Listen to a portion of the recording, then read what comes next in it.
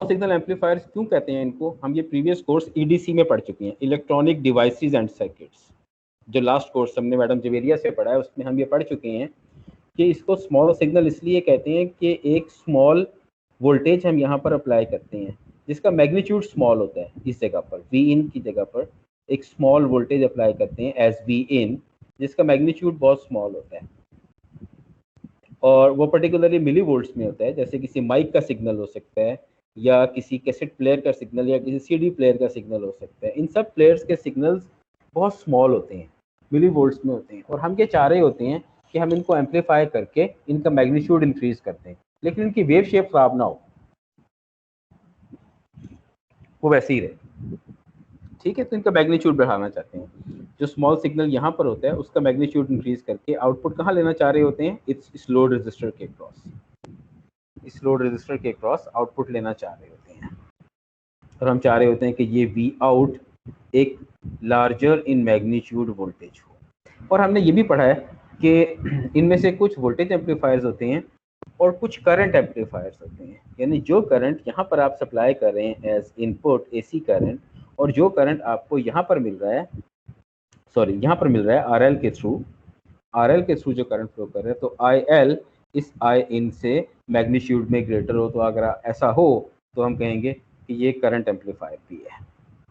ठीक है, तो हमने ये पढ़ा हुआ है कि ये वोल्टेज एम्पलीफायर्स भी होते हैं और ये करंट एम्पलीफायर्स भी होते हैं। ये हमने लास्ट कोर्स में ये भी पढ़ा हुआ है कि इनमें से कुछ वोल्टेज एम्पलीफायर्स होते हैं और कुछ करंट एम्पलीफायर्स होते हैं। और लास्ट कोर्स में हमने ये भी पढ़ा हुआ है ईडीसी के कोर्स में कि ये जो कॉन्फ़िगरेशन बनी हुई है कॉमन एमिटर कॉन्फ़िगरेशन और ये वोल्टेज डिवाइडर बाइस के साथ है। इसको वोल्टेज डिवाइडर बाइस इसलिए कहते हैं कि आपने बेस के ऊपर ये दो रेजिस्टर्स लगाए हुए हैं R1 और R2। इस कॉन्फ़िगरेशन में ये एम्पलीफायर इस इनपुट सिग्नल का वोल्टेज और करंट दोनों को एम्पलीफाई करता है। ठीक है, ये वो वाहिद एम्पलीफायर है बीजेटी में जो दोनों को एम्पलीफाई करता है। और क्या एम्पलीफायर्स हो सकते हैं, हमने पढ़े हुए हैं, ये कॉमन एमिटर एम्पलीफायर है। कॉमन बेस एम्पलीफायर्स भी हमने पढ़े हुए हैं, कॉमन कलेक्टर भी मैडम जवेरिया से पढ़े हुए हैं। तो कॉमन बेस और कॉमन कलेक्टर एम्पलीफायर, इन दोनों में से कोई भी दोनों को एम्पलीफाई नहीं करता, वोल्टेज और करंट दोनों को एम्पलीफाई नहीं करता। In fact common base amplifier voltage को एम्पलीफाई करता है लेकिन करंट को एम्पलीफाई नहीं करता। कॉमन कलेक्टर एम्पलीफायर सिर्फ करंट को एम्पलीफाई करता है लेकिन वोल्टेज को एम्पलीफाई नहीं करता। ठीक है, तो लेकिन ये जो कॉमन एमिटर कॉन्फ़िगरेशन है ये दोनों को एम्पलीफाई करती है। और हमने ये भी पढ़ा हुआ है कि इसमें आउटपुट का मैग्नीट्यूड लार्जर होता है लेकिन आउटपुट इन्वर्टेड होती है, 180 डिग्रीज आउट ऑफ फेज होती है। ये भी हमने लास्ट कोर्स में पढ़ा हुआ है, ये भी तक रिवीजन चल रही है लास्ट कोर्स की। और हमने लास्ट कोर्स में ये भी पढ़ा हुआ है कि ये आर ई हम क्यों ऐड करते हैं, ये मैडम ने आपको बताया था। ये capital R E emitter register इसलिए ऐड करते हैं ताकि ये ज़्यादा स्टेबल हो जाए वर्सेस वेरिएशंस इन बेटा एंड वीबीई। बेटा यानी बेटा जो होता है, बेटा और वीबीई ये दोनों वो चीज़ें होती हैं, बेटा और वीबीई ये दोनों वो चीज़ें होती हैं जो टेम्परेचर के ऊपर डिपेंड कर रही होती हैं। बेटा और वीबीई दोनों टेम्परेचर पर डिपेंड कर रही होती हैं। तो हम इनको बेटा और वीबीई से इंडिपेंडेंट इसलिए करना चाहते हैं ताकि अगर टेम्परेचर वेरी हो तो वीबीई और बेटा इन दोनों की वेरिएशन तो होगी लेकिन हमारे एम्पलीफायर की एम्पलीफिकेशन इफेक्ट ना हो, इसलिए हम ये आर ई लगा देते हैं। और ये C2 क्यों लगाते हैं, सीआर साहब बताएं, ये बाईपास कैपेसिटर क्यों लगाते हैं? आइडिया, कोई आइडिया आपको है? कोई और बता दे, दानिया बता दे। सर डीसी खत्म करने के लिए। दानिया आप बताओ, ये वाला कैपेसिटर क्यों लगाते हैं? ये C2 नजर आ रहा है, C2? Yes sir. दानिया मुबारक, ये होता है। नजर आ रहा है?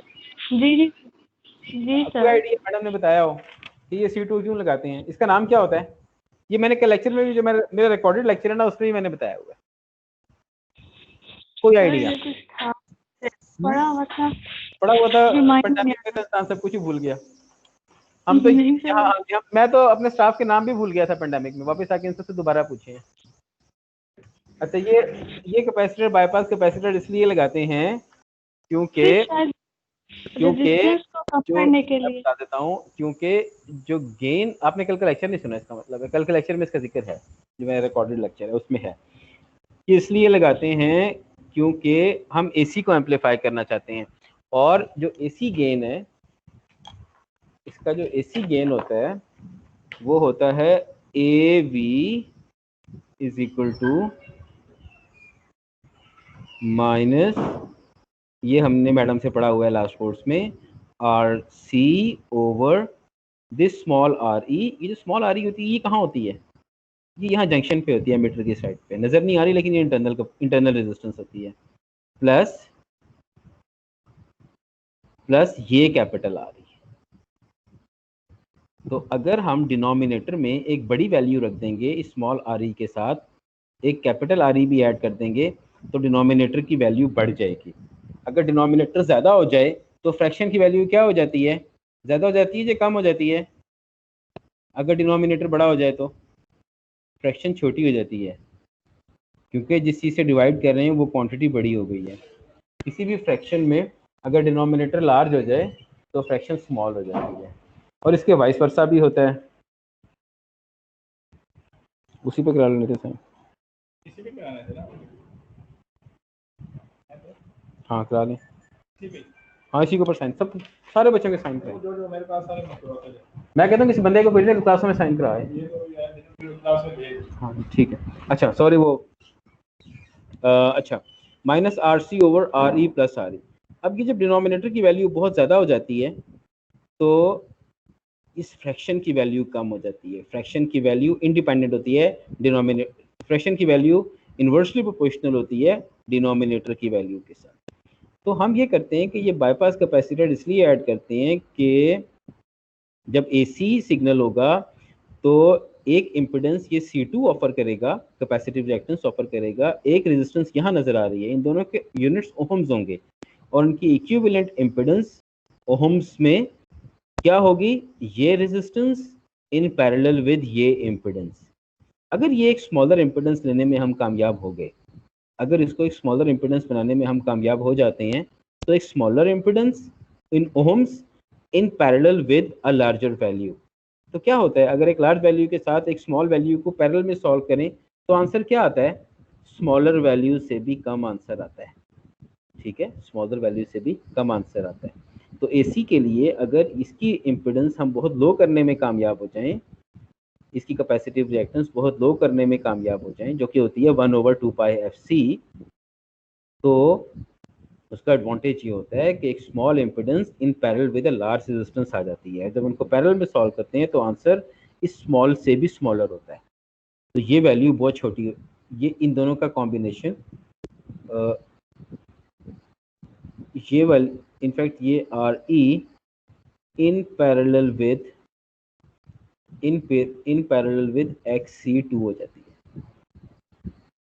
ठीक है, अब ये थी R E in parallel with XC2, जो आपने ये C2 ऐड कर दिया। अगर नहीं करेंगे तो फिर are E plus capital R E होता है। जब C2 ऐड कर दिया तो ये पैरेलल कॉम्बिनेशन बन गया। अगर XC2 बहुत स्मॉल है तो ये पैरेलल कॉम्बिनेशन XC2 से भी स्मॉल होगा, और उसका हमें क्या एडवांटेज होगा कि हमारे पास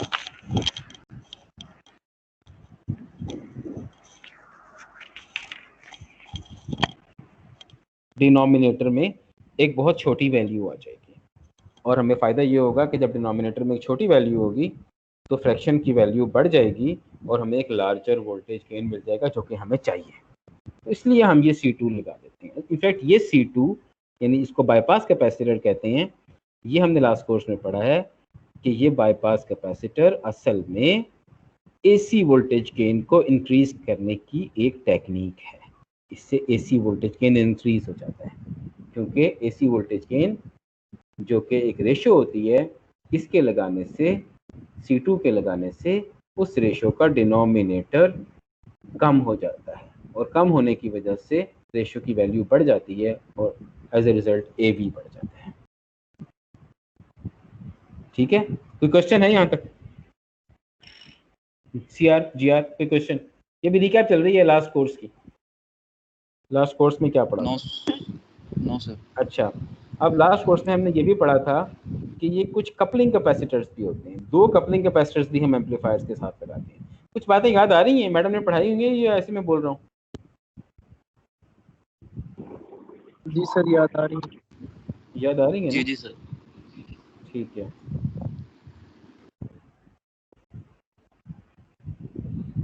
ठीक है, तो अब करना ये है कि आपने मुझे ये बताना है, आप CR और GR या कोई भी स्टूडेंट मुझे ये बताएगा कि ये कपलिंग कैपेसिटर C1 और C3 ये हम क्यों लगाते थे, इनका क्या फ़ायदा होता है?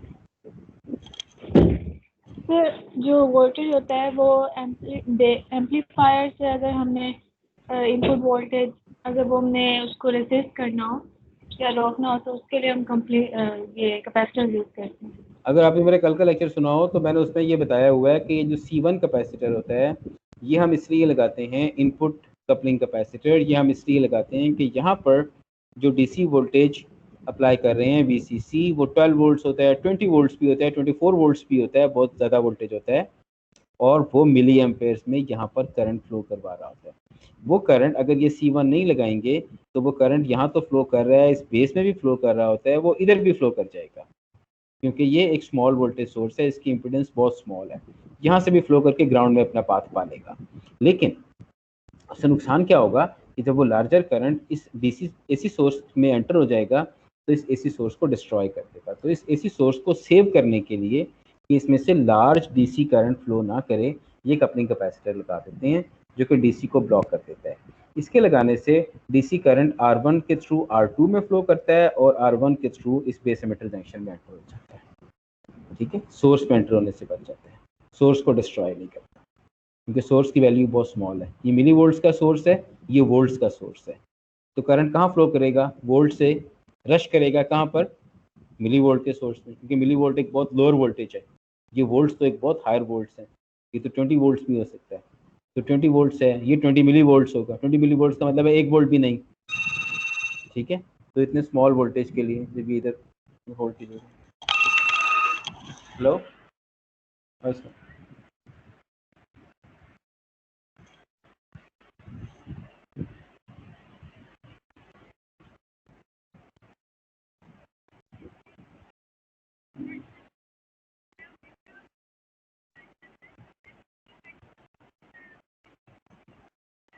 मेरा नहीं ख्याल कि कोई टेस्ट नहीं, कोई वही एक ही टेस्ट होता है उनसे, जो एडमिशन वाले टेस्ट बता रहे हैं बस वही होता है, हमारे कोई खास टेस्ट नहीं होता। वो वही बताएंगे एग्जाम में, वो एडमिशन वाले बताएंगे, सैंपल भी दे देते हैं वो लोग। हाँ हाँ जी हाँ। अच्छा जी, तो ये कपलिंग कैपेसिटर इसलिए होता है, ये वोल्ट्स में सोर्स है, ये मिली वोल्ट्स में, 1 वोल्ट से भी कम है, ये 20 वोल्ट्स है, तो करंट कहाँ फ्लो करता है, from higher potential to lower potential, current ऐसे फ्लो कर जाएगा। अगर ये कैपेसिटर नहीं होगा तो DC करंट इस स्मॉल AC सोर्स में एंटर हो जाएगा, उसको डिस्ट्रॉय कर देगा। इसको बचाना है इसलिए ये कैपेसिटर लगा देते हैं, इसको बोलते हैं इनपुट कपलिंग कैपेसिटर। हो गया।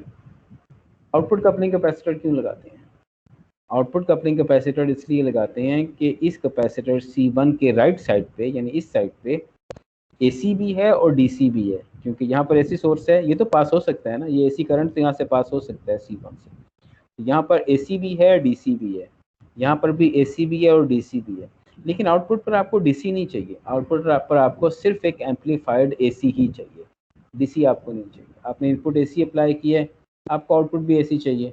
आपने अगर ऐसा सिग्नल अप्लाई किया है, ऐसा सिग्नल अप्लाई किया है जो कि स्मॉल सिग्नल है लेकिन है AC, तो आप ये चाहेंगे ना कि मुझे एक ऐसा सिग्नल मिल जाए, है ना, लेकिन बेस तो ज़ीरो पे ही करता हो।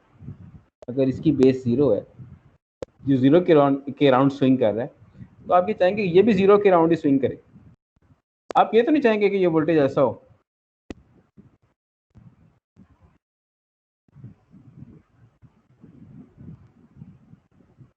स्विंग तो पूरी हो आपके पास, लेकिन हो 10 वोल्ट्स के ऊपर, ये चाहेंगे आप? 10 वोल्ट DC के ऊपर आपको स्विंग मिलेगी, कोई भी नहीं चाहेगा। क्या चाहेंगे हम चाहेंगे 0 वोल्ट्स के ऊपर हमें स्विंग मिले,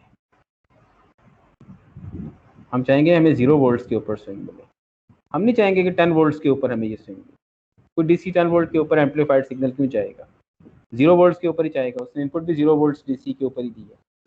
हमेशा ऐसी सिग्नल किसी एक डीसी लेवल के ऊपर एम्पलीफाई करता है, सॉरी डीसी से एक डीसी वोल्टेज के ऊपर राइट करता है, उसका एक रेफरेंस होता है, हर ऐसी सिग्नल का एक रेफरेंस है। ऐसे सिग्नल्स को क्या बोलते हैं, है तो ये भी एसी, लेकिन इसे क्या बोलते हैं, हमने पढ़ा हुआ है जो फर्स्ट कोर्स था अप्लाइड फिजिक्स, उसमें पढ़ा हुआ है हमने।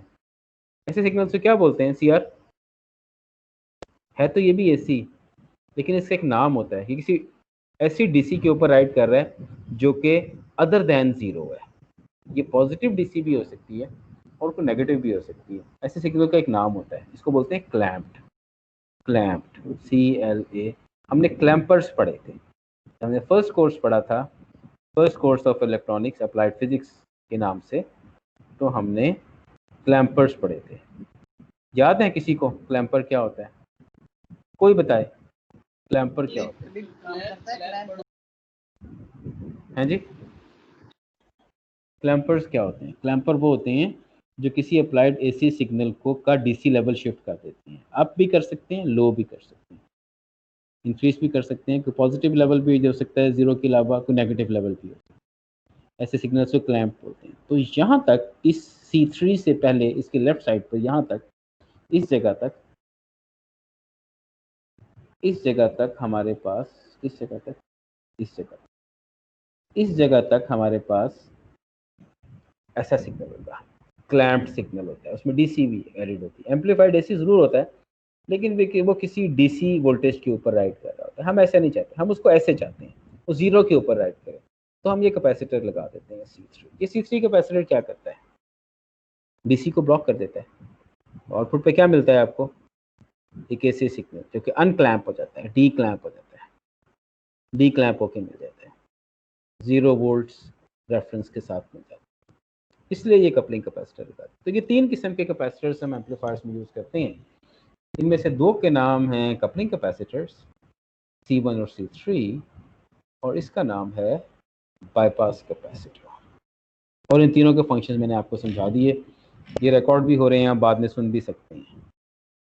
मैं इनको यूट्यूब पर अपलोड भी कर दूंगा अपने चैनल पर, तो आप बाद में सुन भी सकते हैं। अच्छा जी, उसके बाद सीआर साहब मैंने थोड़ी सी एक्सप्लेनेशन लिखी है कि कपलिंग कैपेसिटर्स का क्या बिहेवियर होता है at higher frequencies and lower frequencies, दोनों के ऊपर, very low frequency and very high frequency. ये हैं हमारे कपलिंग कैपेसिटर्स C1 और C3। इनका क्या रोल है at higher frequencies and at lower frequencies.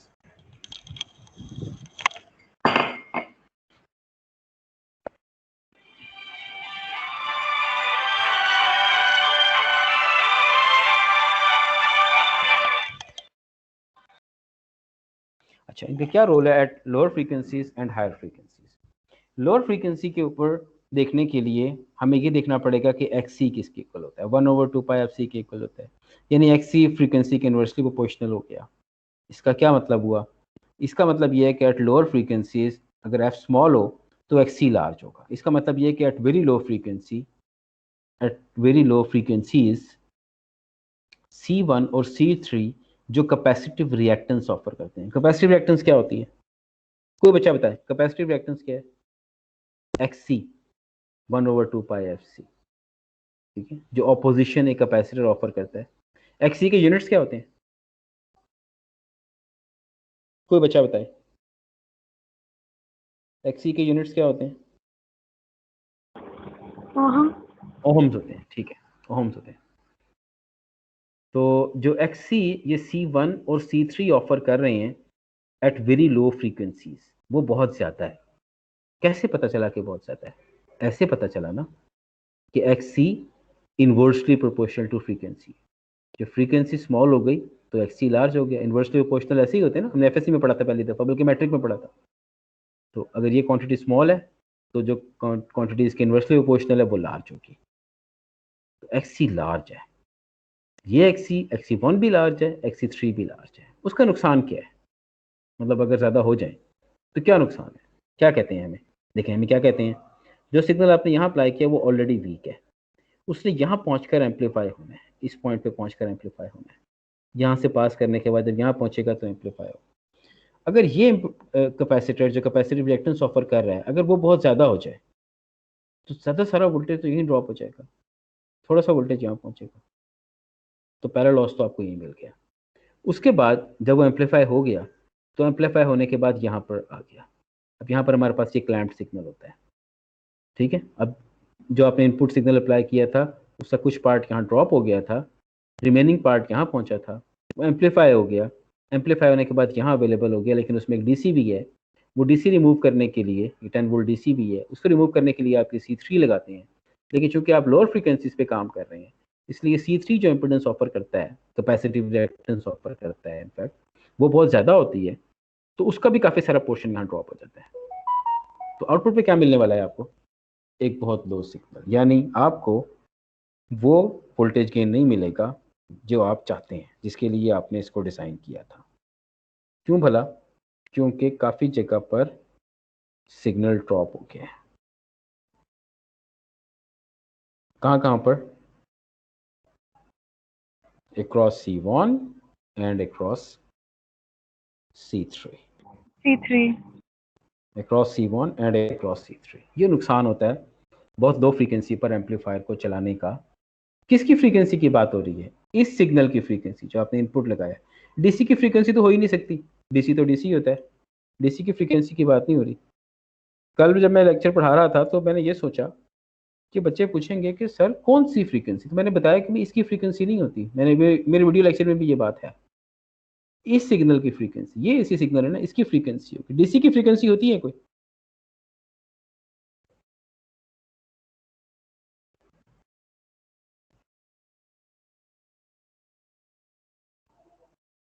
ठीक है, नहीं होती।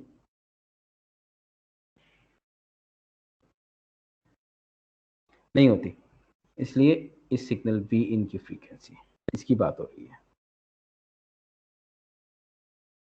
ठीक हो गया? अच्छा, उसके बाद हमने कल के लेक्चर में ये देखा है कि हायर फ्रीक्वेंसीज पर क्या होता है। Fine at higher frequencies. क्यों फाइन? क्योंकि अगर एफ लार्ज हो जाए, तो एक्सी क्या हो जाएगा? एक्सी स्मॉल हो जाएगा। इन्वर्सली प्रोपोर्शनल है ना। अगर एफ लार्ज हो गया तो एक्सी स्मॉल हो जाएगा। एक्सी स्मॉल हुआ तो क्या होगा?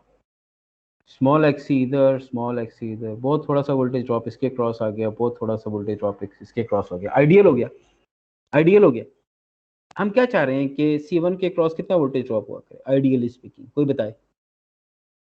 इसको हमने वोल्टेज ड्रॉप के लिए तो नहीं लगाया था, इसको तो हमने डीसी ब्लॉक करने के लिए लगाया था। इसको भी हमने डीसी ब्लॉक करने के लिए लगाया था, C1 और C3। आइडियली इनको कितनी इंपेडेंस या इतनी कितनी कैपेसिटिव रिएक्टेंस ऑफर करनी चाहिए, कोई बताए? आइडियली कितनी ऑफर करनी चाहिए? बता दें, शर्माए नहीं, पता है आपको।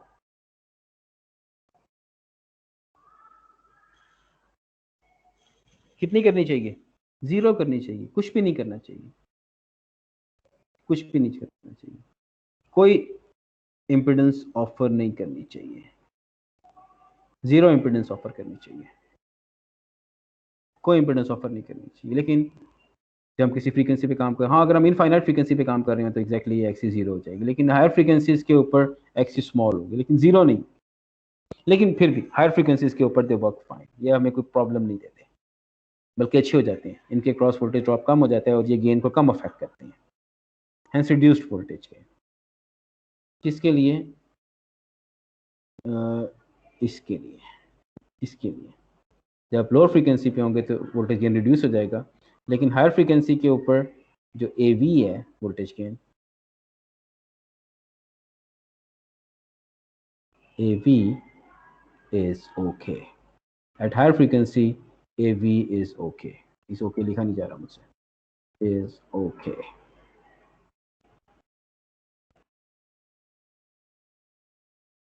हायर फ्रीक्वेंसीज पे कुछ नहीं कहते, कपलिंग कैपेसिटर्स हायर फ्रीक्वेंसी पे कुछ नहीं कहते, लोअर फ्रीक्वेंसी पे हमें तंग करते हैं।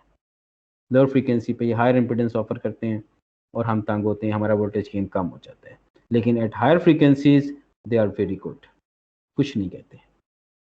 हायर फ्रीक्वेंसी के लिए ये कपलिंग कैपेसिटर्स बहुत अच्छे हैं। इनका प्रॉब्लम ये है कि लोअर फ्रीक्वेंसीज पर गेन अफेक्ट करते हैं, लोअर फ्रीक्वेंसी पर गेन अफेक्ट करते हैं, हायर फ्रीक्वेंसी पे ये बहुत अच्छे होते हैं। ठीक है जी। अब बात आ गई बाईपास कैपेसिटर्स की। बाईपास कैपेसिटर्स नहीं है, इनफैक्ट एक ही कैपेसिटर है, बाईपास कैपेसिटर है C2। C2 कैपेसिटर हमने लगाया हुआ है इस RE के क्रॉस। अगर हम बहुत लो फ्रीक्वेंसी पे काम करें तो क्या होगा, ये देखिए मैंने यहाँ बताया हुआ है कि अगर हम बहुत लो फ्रीक्वेंसी पे काम करें तो at low frequency X2 is large, XC2 is large. क्यों लार्ज होगा, क्योंकि ये होगा 1/2 पाई FC2, यानी C2 होगा अगर, और XC inversely proportional to frequency है, तो अगर फ्रीक्वेंसी बहुत स्मॉल होगी तो XC लार्ज होगा, ये लार्ज वैल्यू होगी। अच्छा, ये लार्ज वैल्यू क्या करेगी, ये लार्ज वैल्यू RE के साथ इन पैरेलल आ गई, और आपको पता है कि गेन क्या है, गेन है RE in parallel with XC2। ये भी लार्ज, ये भी लार्ज, ये दोनों मिल के एक लार्जर वैल्यू, इनका पैरेलल कॉम्बिनेशन एक लार्ज वैल्यू क्रिएट करेगी। वो लार्ज वैल्यू इस RE के साथ सीरीज में आ जाएगी और गेन इफेक्ट होगा बिकॉज डिनोमिनेटर बढ़ जाएगा। तो लो फ्रीक्वेंसीज के ऊपर बाईपास कैपेसिटर भी डिनोमिनेटर ऑफ द गेन को बढ़ा देता है, और अगर डिनोमिनेटर बढ़ जाए तो गेन कम हो जाता है। तो in short eight lower frequencies ये बाईपास कैपेसिटर भी अच्छा नहीं है, ये भी गेन को अफेक्ट करता है। ये मैंने यहाँ पर लिखा हुआ था, comes in parallel with RE and voltage gain is reduced at higher frequencies। Higher frequency पे क्या होता है, XC inversely proportional to F है। हायर फ्रीक्वेंसी का मतलब XC कम हो गया, ये कम हो गया। बहुत हायर फ्रीक्वेंसी के ऊपर ये अप्रोक्सीमेटली इक्वल टू 0 हो गया, XC2 अप्रोक्सीमेटली इक्वल टू 0 हो गया। अब इस एक्सप्रेशन को देखें, XC2 in parallel with RE, 0 in parallel with RE। हाँ जी, कभी सॉल्व किया आपने 0 in parallel with any other resistor that is non zero, किसी ने सॉल्व किया हो, क्या आंसर आता है इसका, इसका आंसर 0 आता है। ठीक है, बिकॉज इसका न्यूमरेटर था 0 XC2 मल्टीप्लाइड बाई RE, इसका डिनोमिनेटर होगा। तो 0 मल्टीप्लाइड बाई RE मतलब 0, न्यूमरेटर होगा। XC2 in parallel with RE का न्यूमरेटर होगा XC2 मल्टीप्लाइड बाई RE। तो चूंकि न्यूमरेटर में दोनों का प्रोडक्ट है और उनमें से एक 0 है, तो न्यूमरेटर 0 हो गया। तो अगर फ्रैक्शन का न्यूमरेटर 0 हो गया तो फ्रैक्शन ही 0 हो गई, तो ये 0 हो जाता है। RE प्लस 0 आइडियल हो गया, minus RC over RE maximum gain, because ये सारी टर्म ही 0 हो गई क्योंकि XC2 0 हो गया, या 0 के बहुत क्लोज हो गया। तो हायर फ्रीक्वेंसी पे ये बहुत अच्छा है। बाईपास कैपेसिटर हायर फ्रीक्वेंसी पे perfectly fine at higher F, ये मैंने लिखा हुआ है। हायर F के ऊपर ये बहुत अच्छा है, ये भी लोअर F के ऊपर तंग करता है। तो अभी तक की समरी ये हो गई, जो कुछ हमने अभी तक पढ़ा है इस लेक्चर में, उसकी समरी ये हो गई कि 3 किस्म के कैपेसिटर्स को हमने डिस्कस किया है। उनमें से 2 कपलिंग कैपेसिटर्स हैं, C1 और C3, और एक बाईपास कैपेसिटर है। कपलिंग कैपेसिटर C1 और C3 और ये बाईपास कैपेसिटर, ये तीनों हायर फ्रीक्वेंसी के ऊपर, लोअर फ्रीक्वेंसी के ऊपर गेन को अफेक्ट करते हैं, लोअर फ्रीक्वेंसीज के ऊपर गेन को अफेक्ट करते हैं, लेकिन हायर फ्रीक्वेंसी के ऊपर ये नहीं करते। हायर फ्रीक्वेंसी पे बहुत अच्छा काम करते हैं। होल्ड करना है। हाँ जी,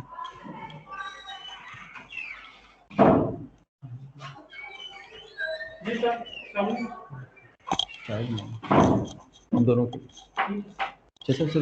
3-4 मिनट।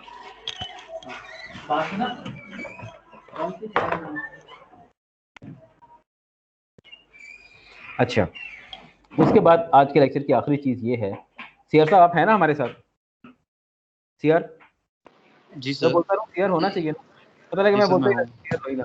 अच्छा सीआर साहब, आखिर ये है कि कुछ और कैपेसिटर्स भी हैं। ये तो वो 3 कैपेसिटर्स थे जो हमने बाहर लगाए थे, और ये कैपेसिटर्स हमने एम्पलीफायर्स में पढ़े हुए हैं लास्ट कोर्स में, जो मैडम जिवेरियन हमें पढ़ाया है। अब आ गई बात ये कि इसका मतलब ये हुआ, अभी तक तो ऐसा लग रहा है कि कैपेसिटर्स जो प्रॉब्लम कॉज कर रहे हैं वो सिर्फ लो फ्रीक्वेंसीज के ऊपर कर रहे हैं, हायर फ्रीक्वेंसीज के ऊपर हमारे एम्पलीफायर्स बहुत अच्छे काम करेंगे। लेकिन अनफॉर्चुनेटली ऐसा नहीं है। बहुत ज़्यादा हायर फ्रीक्वेंसीज के ऊपर भी एम्पलीफायर्स का गेन इफेक्ट होता है, लेकिन वो इन एक्सटर्नली कनेक्टेड कैपेसिटर्स की वजह से नहीं होता, यानी इन कपलिंग और बाईपास कैपेसिटर्स की वजह से नहीं होता, बल्कि वो कुछ और कैपेसिटर्स की वजह से होता है, जो कि अब हम पढ़ने वाले हैं। वो क्या होते हैं, वो यहाँ होते हैं। ये शायद आपने पहले पढ़े हैं, ये देखेंगे, कभी इसका नाम सुना? CBE, CBC, ये कलेक्टर टर्मिनल है, ये बेस है, ये एमिटर है। कलेक्टर और बेस के दरमियान के कैपेसिटर है, एक बेस और एमिटर के दरमियान का कैपेसिटर है। ये कैपेसिटर्स हम लगाते नहीं है एक्सटर्नली, ये जब ट्रांजिस्टर बन रहा है तो जंक्शन की कैपेसिटेंसेस हैं, ये बाय डिफॉल्ट आ जाती हैं, ये आ जाती हैं, ये हैं। अगर जंक्शन है तो ये कैपेसिटेंस भी हैं, और चूंकि जंक्शन हैं, बेस एमिटर जंक्शन भी है और बेस कलेक्टर जंक्शन भी है, तो इसलिए इन दोनों जंक्शंस के साथ ये कैपेसिटेंसेस बिल्ट इन हैं, ये हम एक्सटर्नली नहीं लगाते। कई दफ़ा डॉट्स के साथ बनी होती हैं, डॉट्स लगे होते हैं, मैंने डॉट्स नहीं लगाए, लेकिन ये कई दफ़ा डॉट्स के साथ। डॉट्स का मतलब ये होता है कि हमने नहीं लगाया इनको, ये बात आपने ज़हन में रखनी है, ये हमने नहीं लगाया, ये जंक्शंस के साथ बिल्ट इन आ गई हैं, लेकिन इनका कुछ इफेक्ट है, ये कम इन टू प्ले आती हैं। कैसे आती हैं?